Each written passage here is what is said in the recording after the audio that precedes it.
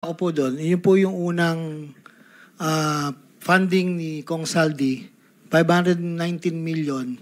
At that time, 20% lang po yung unang transaksyon doon, Your Honor. I think yun po yung para sa proponent.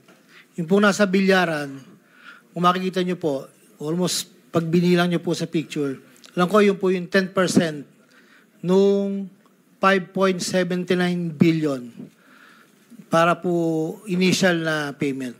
Yun po yung 579 plus po yung nasa bilyara po, Your Honor. Yun po yung para sa proponent kay Congressman Saldico. Your Honor, pag po kasi lumabas yung NEP listing, magpo-provide na po ng at least 10% po.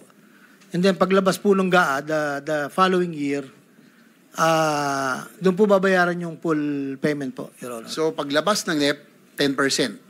Yes, Your Honor. Paglabas ng GAA, yung balanse, which is about 10 to 15%. 15, Your Honor. 15. Yes, Your Honor. So umabot ng 25% na po talaga ang Yes, Your sa Honor. proponent na ayon po sa inyong salaysay. So yun ang kasunduan.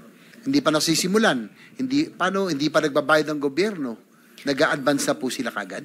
Your Honor, may mga contractor po na they willing to make an advance. Tapos po, paglabas po ng GAA, paglabas po ng SARO, doon po ibibigay yung award.